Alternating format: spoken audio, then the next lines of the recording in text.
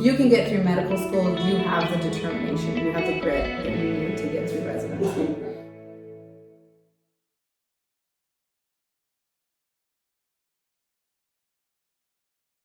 I'm Dr. Jennifer Himmel Salch, and I'm here with Dawn Brown, who is a trauma surgeon who works with me currently. Would you like to introduce yourself, tell the crowd when you went to Toro, etc., etc.? Well, as she already said, I'm Dr. Dawn Brown.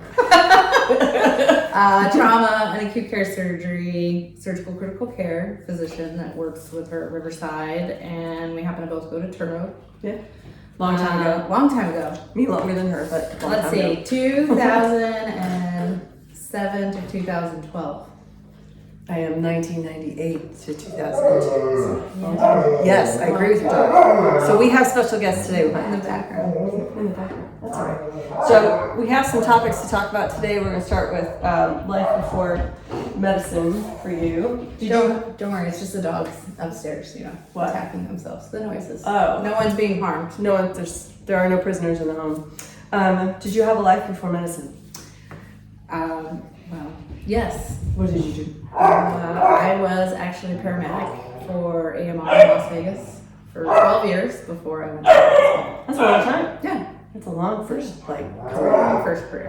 And I guess you liked it. You did it for 12 years. I did. Well, the plan was 5 years and then go to medical school, and then I got comfortable and I made money and I liked my job, and it got hard to say I'm gonna go live on loans and go to school. Yeah, it is hard to go back. But then at some point you realize that paramedic medicine kind of has a bubble. There's only so much growth in that field that you can do. So it was a decision of, was I going to go to the next stage or not?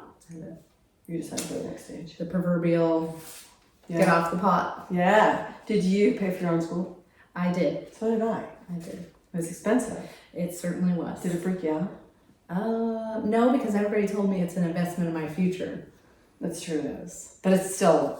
But it freaks me out now, because now I see the end result of that. The math says it was a lot.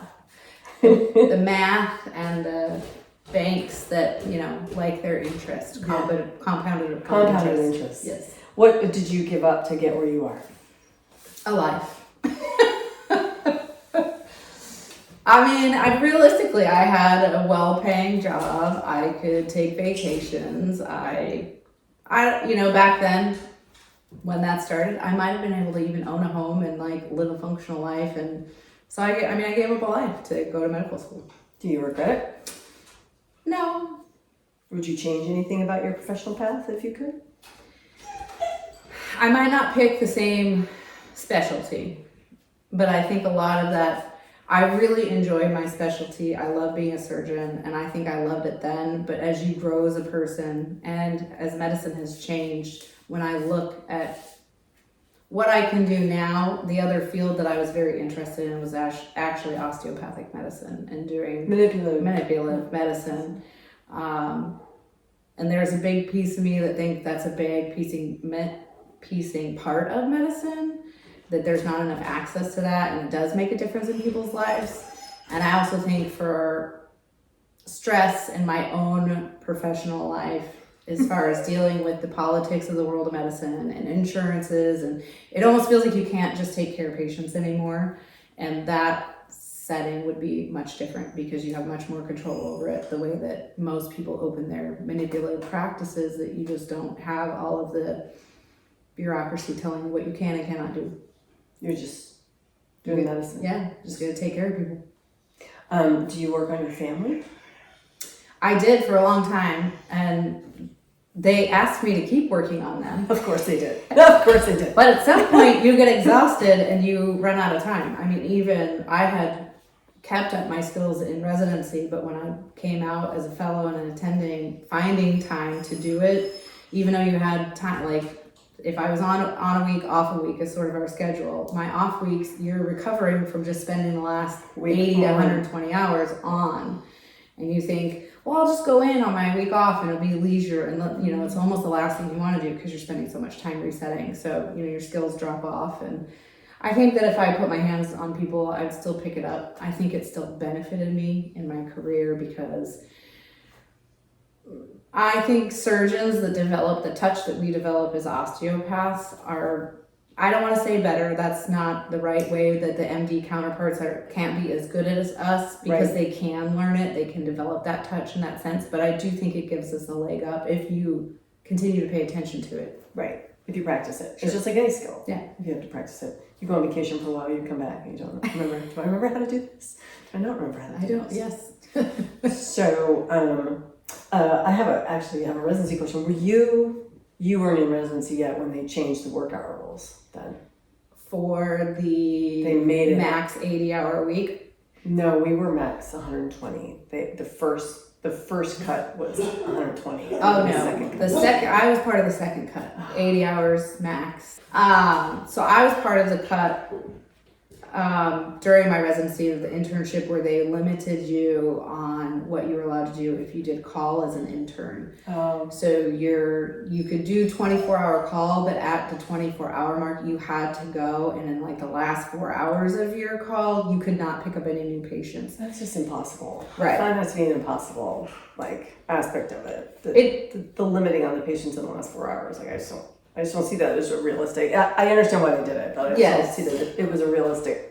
Well, no, I mean, by which because to control the in hours. real life we don't do that, right? No. When you get to the end of your shift, if a new patient comes in, you're still going to take it on and then sign it out to your oncoming colleague. That's no different than me. I can't be like, well, it's 4 hours, but then I'm supposed to go home, so Right. you have to sit here Well, until my partner comes in. Training is theoretically protected, I feel like.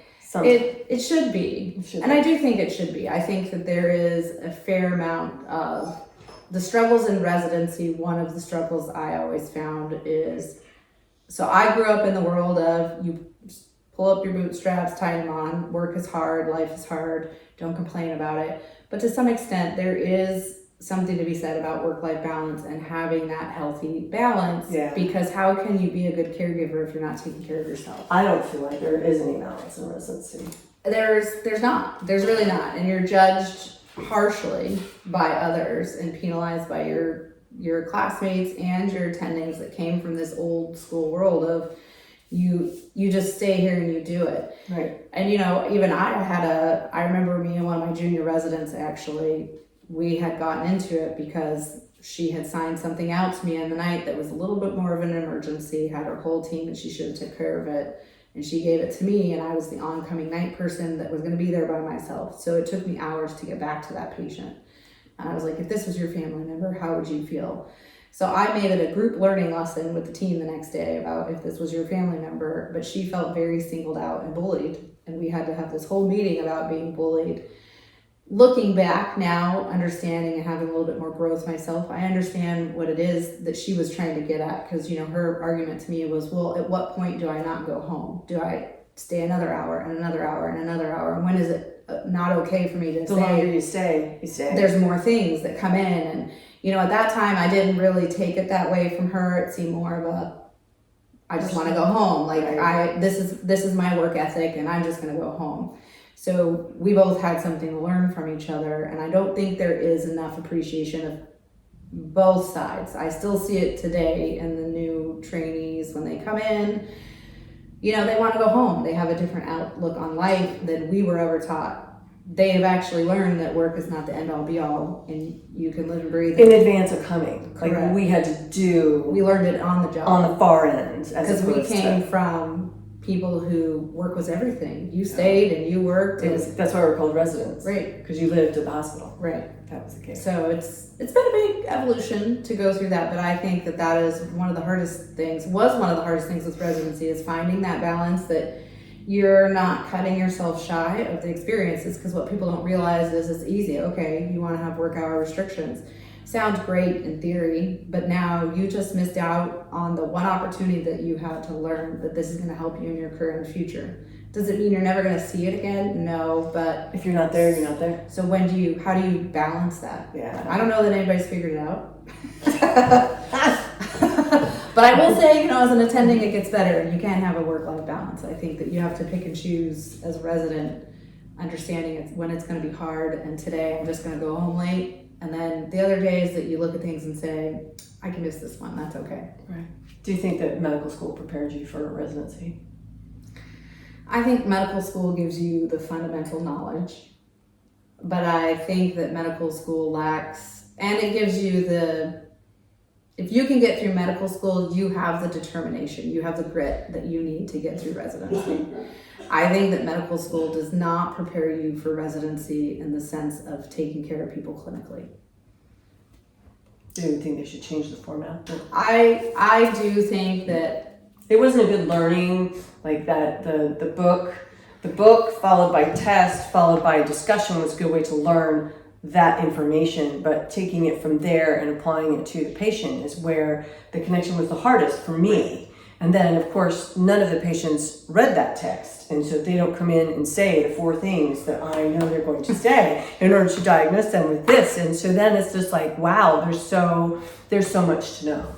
I think it's that, and I think that we learn better by clinical context. Yes. How much more did you learn as a resident because you had some emotional component to it because you were taking care of real people? Right. I get you have to have some fundamental knowledge, but I think part of what's lacking is people come into medical school and they have no background in medicine whatsoever.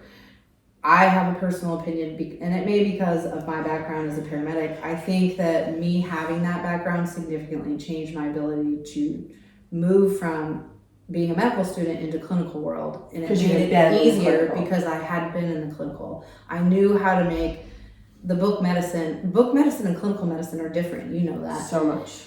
And then when you've never had clinical medicine, you get out and you're like trying to make this book medicine make sense. I struggled in medical school classes and had to find another way to learn because I regularly got commented on about how something wasn't that way in the book. And I'm like, but in real life, in clinical, it's this. It is this way. Yeah. Well, we're not there yet. And I'm like, but the two have to go together. So I am actually a big believer that they should reconsider their format. I also think that, pre-med work is ridiculous. We spend 4 years in undergrad getting more debt when other countries, I had a friend that went to Thailand, they finish high school earlier than us, but their medical school is 6 years. So they do undergrad and medical school together. They do not. That makes so much sense. Right. So we waste a lot of time. And does it make you a more well-rounded physician because you have a bachelor's degree?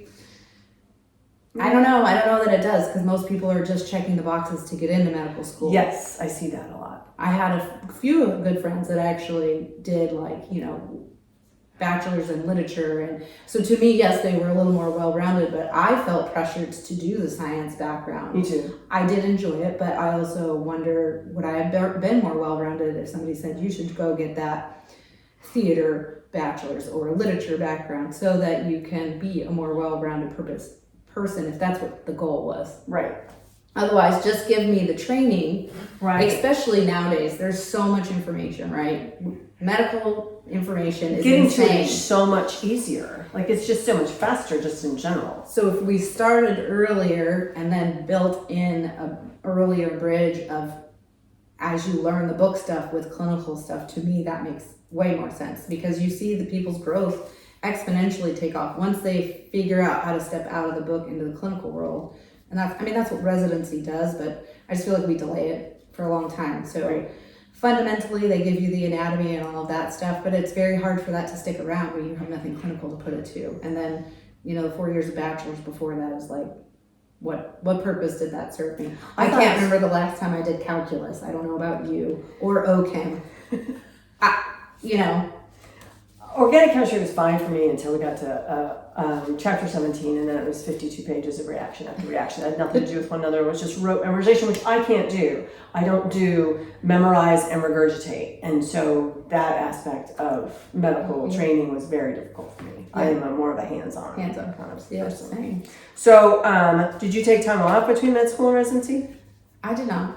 You didn't? You went straight through? I actually took a pause in medical school. So I did not take time off in between medical school and residency because I was already behind. So part of my medical school experience was a challenge because I actually have dyslexia. It never bothered me in any of my educational assets until medical school. I was top percent of my class in high school. I had graduated with honors, all of the things. And then I got to medical school and was royally failing, and nobody could figure out why, to include myself. All of my usual tricks, I was like, nothing's working. So at some point I sat down with the dean and a couple of other my teachers, and they were like, what's going on? We're concerned. And I was like, well, so am I. I'm concerned too. I know there's a bell curve. You put all the smart people in a room together, there's going to be the less smart and the more smart. The bell curve's going to come out again. I was like, but I don't feel like, I know that I understand this stuff because I had been clinical before. I knew medicine. I know how to do it. So why isn't this correlating? And some of it we actually found out that was probably my dyslexia. So I had to, one, relearn how to read in medical school. I had to seek out a specialist that teaches English probably the way English should be taught to everybody, but we don't teach it. We just, English in America is weird. We have weird rules.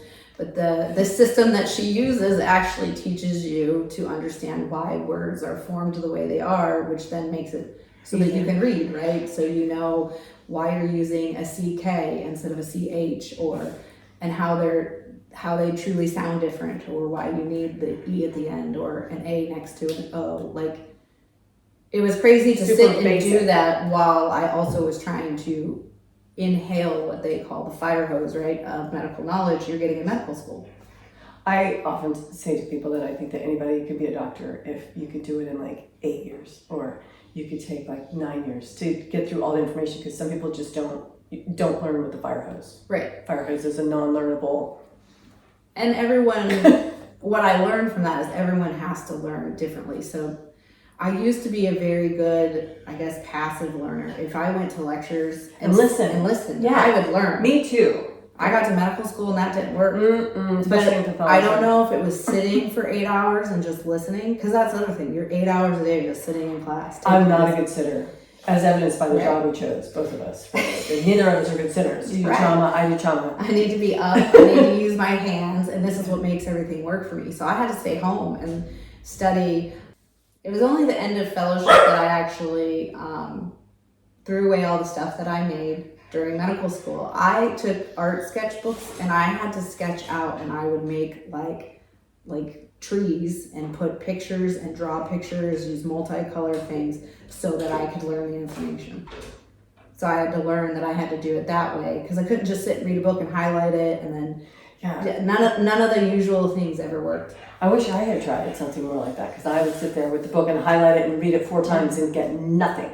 Yeah, so I'm much more of a visual learner. I would tell you, even those charts that I made, I could sit in the test and I knew this column, this row, this was IgA glomerulonephropathy.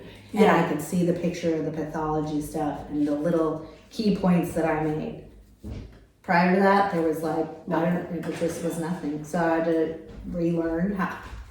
So that's another challenge. I think that medical school, how they do it, does it work? No, because it doesn't work for everybody. Because what they don't do is they don't accommodate how people learn differently, which is also why I'm a proponent of. I think they need to bring clinical in earlier, because the hands-on makes a difference for people. It does. What has been your greatest adventure during training? Did you have any adventures? Paris. Ooh, when did you go to Paris? How long ago was that? Was that my third year of residency? What did you go for? Was there a conference?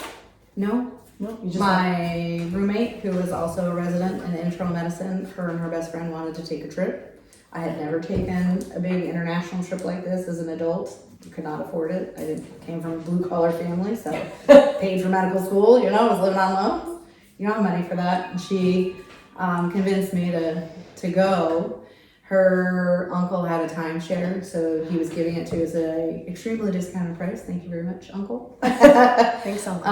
But it was a great trip. We went for a week, and we traveled well together. You just remember it being a trip of a lifetime, because everybody traveled well, and you created this bond. So she's in internal medicine, and her best friend was actually in residency. She was a GYN in another state. She's in a different residency in another state, but we all managed to get out of residency and get away from the crazy and go do this. And just go to girls' orientation. Yeah. Excellent. Yeah. How old were you, do you think? 30. Well, let's see. I started medical school. I'm going to age myself. Started medical school when I was 32, because I finished medical school and residency when I was 42. That's about right. That's about right. Yeah. So, what, second, third year, I was probably 35. That would be fun. Should have taken a lot of international trips by then. But you know, remember you asked me, did I lose anything by going into medical school? Yeah. What did you give up? A life. Yeah, a life. Yeah, Getting to say yes. Most of your 20s and 30s is that. What you give up. So how did you choose your specialty? Process of elimination. I appreciate an honest answer. If that's your honest answer. Well, I did that. I had my list. I am interested in this and this and this. And I was told that I should do rotations in 2 different like clinical environments, like OB office and then OB like hospital based, you know, to get a better idea of whether or not that was a specialty that I was really going to enjoy. And so I was doing that, and I was on hospital OB for all of 48 hours, and I said, I am not doing this. No, thank you. Well, to be fair, I went into it and I pretty much 100% was convinced I was going to do emergency medicine. I know. It seemed like the natural progression from being a a paramedic, yeah. And I know a lot of medics that did the same thing. They were my mentors. It My made husband sense. did. But I will tell you, and I always loved surgery. So part of the reason I like medicine, I was the weirdo kid that when I was 5, that's when PBS started putting open heart surgeries on TV. Really? I don't think I ever. And I would sit with my Captain Crunch and eat breakfast and watch open heart surgery, and I thought it was the coolest thing in the world. So I've always been fascinated with surgery and like how you can fix people like that.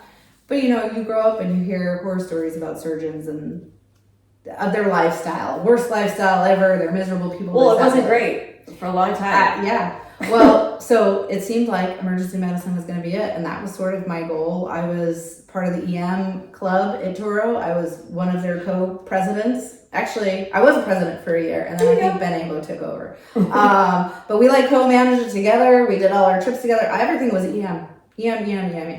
And then I did a couple of audition rotations.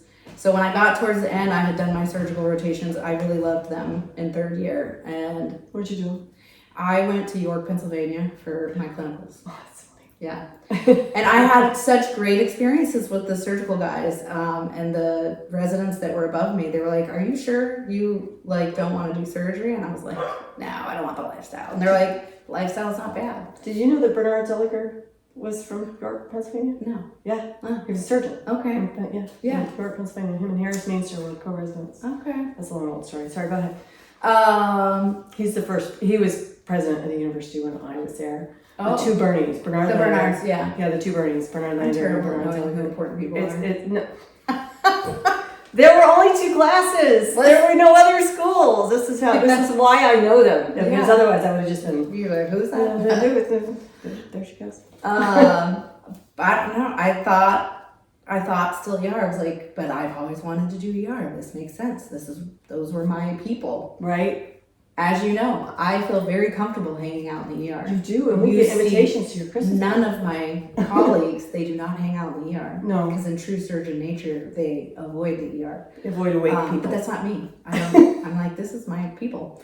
But I did a rotation. I did like you did. I got told, but I did it during auditions. So I made it like the real thing. I was like, if I'm going to do it, let's audition and make it real. And I did my audition rotation, and for the ER, I was like, you know, this is fun, but every day I was looking at my watch. And I was like, when do I get to clock out and go home? Really? Mm-hmm.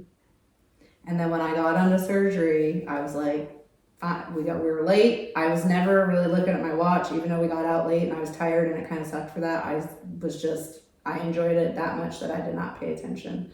So I knew between that. That should be. Yeah, that was the big to key. Listen to is that the big key is that if you're enjoying it so much that you lose track of time. Yeah. Yeah. So that was the key indicator, and one of the audition rotations I did was actually at a level 2 trauma center. So there was a lot of interaction with the trauma service, and they brought me back around to ICU stuff. And I was like, well, this is the only thing that I can do critical care and surgery. So like it's like ER, critical care, and surgery. It's the 3 things that I like the most. I love the most, yeah. That's perfect. Which hat do I want to wear? Right. So you chose well. Yeah. I think so. It sounds like you did. I did. I mean, minus the like change in medicine and insurance and all that environment that makes you think. That's why I say, you asked me earlier, would I pick the same thing?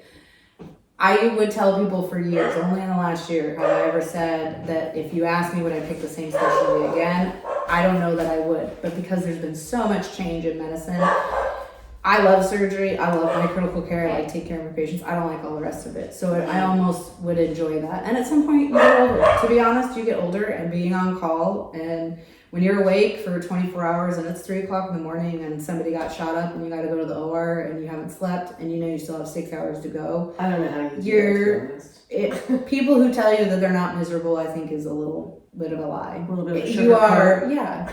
You're, sugar they do it. We do it because that's what we do. But do you like it? Do you enjoy being awake? Do you enjoy having your sleep cycles disrupted? No, I don't. But I can't, that was my argument to ER. Everybody said, oh, it's shift work. I said, but it's not, because you might be the nighttime shift person. I was a nighttime shift and you also might have to work holidays. Because I know as a medic, I did the same thing. It was shift work. Shift work. It didn't make my life better. I still missed Christmases. I still was awake at night and not awake during the day. At least surgeons, unless it's an emergency, you're a 9 to 5 job. That's true. But the call part of it, you give and take, right?